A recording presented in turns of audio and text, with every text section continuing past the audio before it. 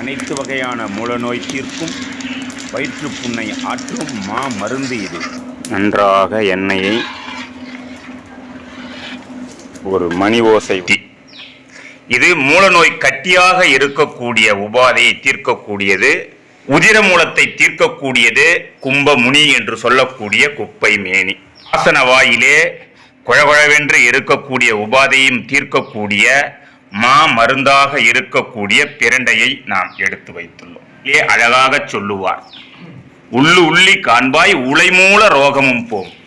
மூல ரோகத்திற்கு மருந்தாக கூடிய மணிச்சத்தம் கேட்கும். கேக்குதா பாருங்க.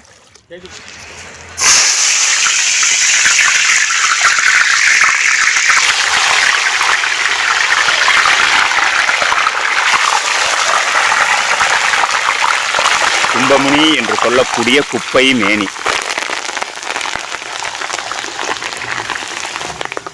பிரண்டையை சேர்த்து விட்டோம். கடைசியாக பூண்டை போட இருக்கிறோம். பாருங்க, பூண்டு கடைசியாக.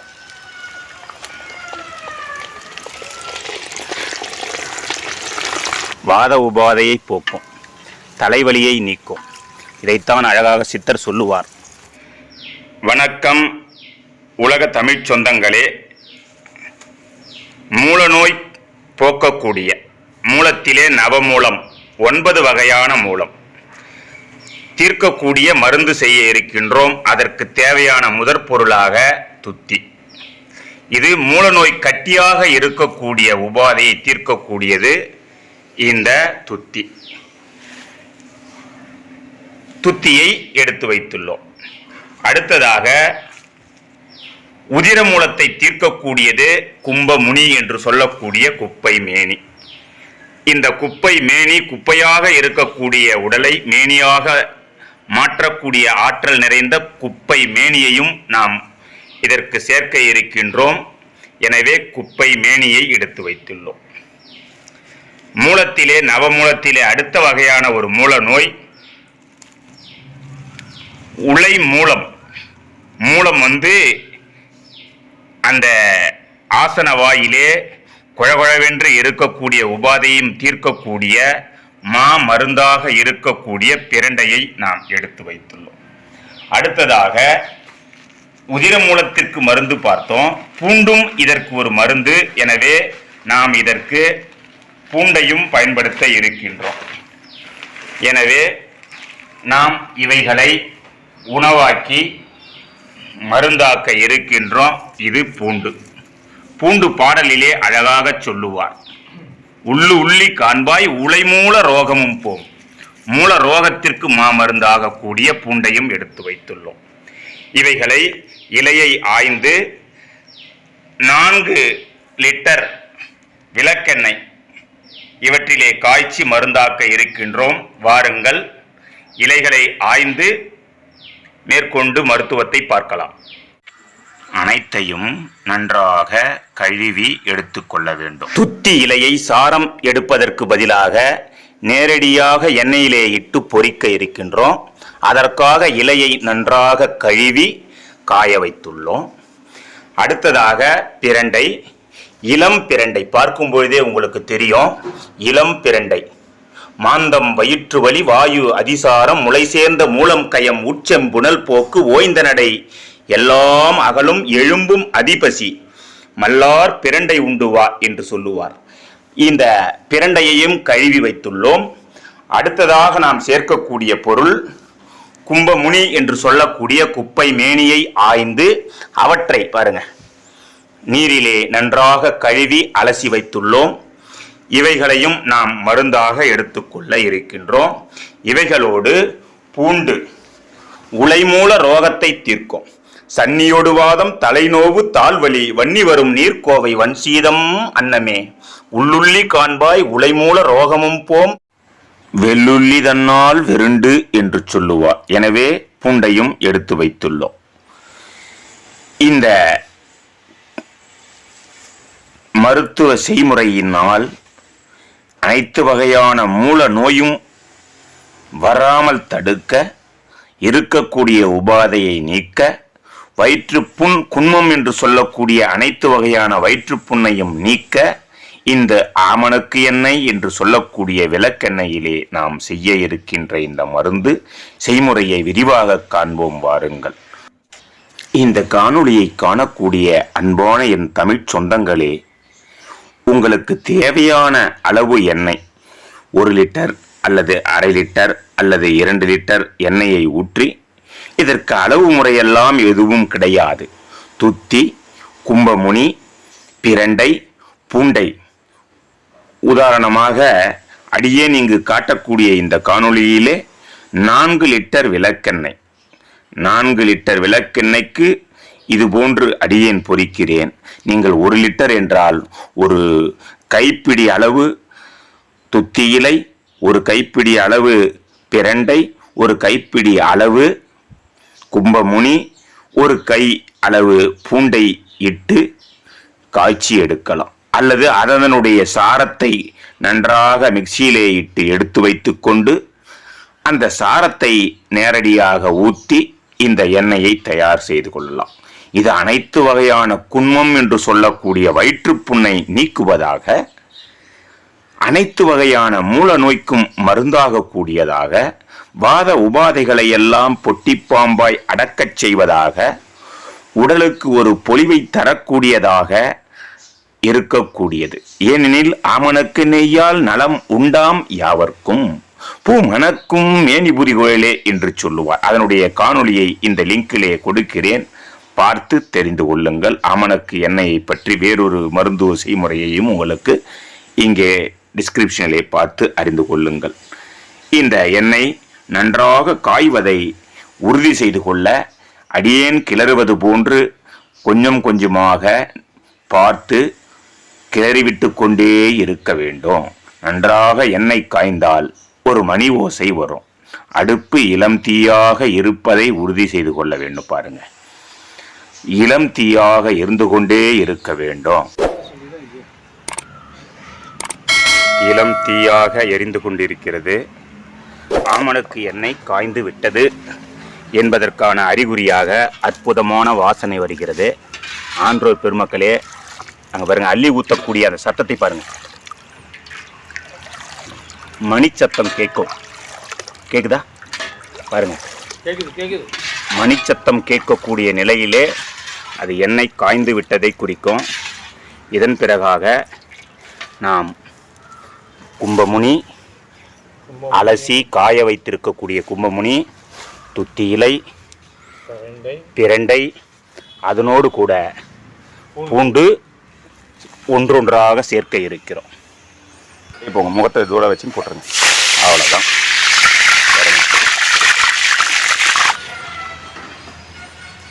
துத்தி இலை முடிந்ததற்கு பிறகாக அடுத்த இலையை காண்பிக்கின்றோம்.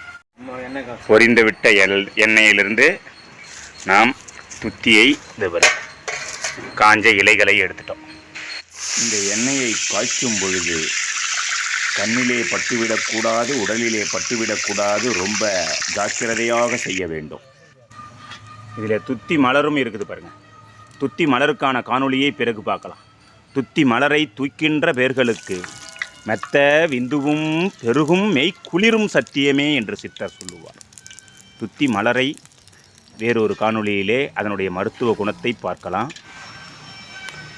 அடுத்ததாக குப்பை மேனியை சேர்க்கின்றோம்.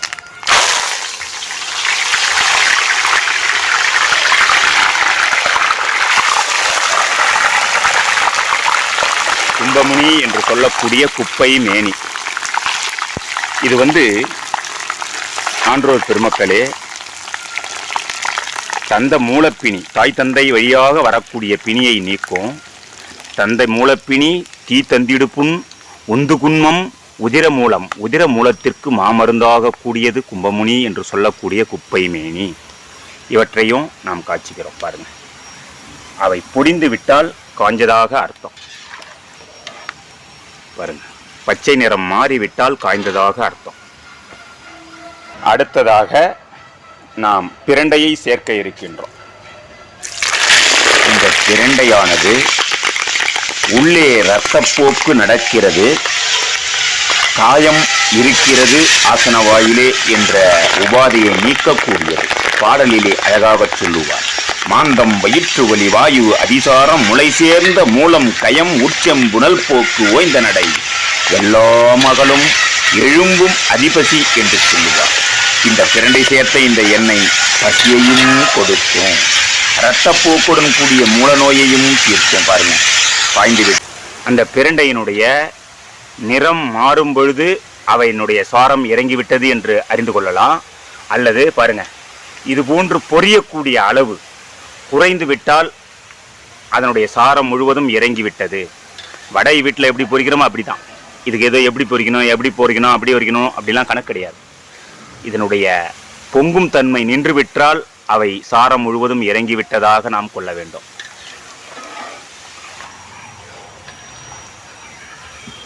பிரண்டை பொடிந்து விட்டது, நாம் அவற்றை அள்ளிடுறோம். இந்த எண்ணெயிலே பொரித்து எடுக்கக்கூடிய இந்த பிரண்டை அவற்றை ஒரு பாத்திரத்திலே சேமித்து வைத்து கொண்டோமேயானால் அது பசியை தூண்டக்கூடிய ஒரு வற்றலாக உணவாக வைத்து கொள்ளலாம். சாப்பிடுவதற்கு முறுக்கு போன்றே அற்புதமாக இருக்கும். பொரியாமல் இருந்தால் அது வாயிலே நமைக்கும் தன்மை உடையதாக இருக்கும். நன்றாக பொரித்ததை எடுத்து வைத்து கொண்டு சாப்பிட்டு பயன்பெறலாம். கடைசியாக பூண்டை போட இருக்கிறோம். பாருங்க, பூண்டு கடைசியாக.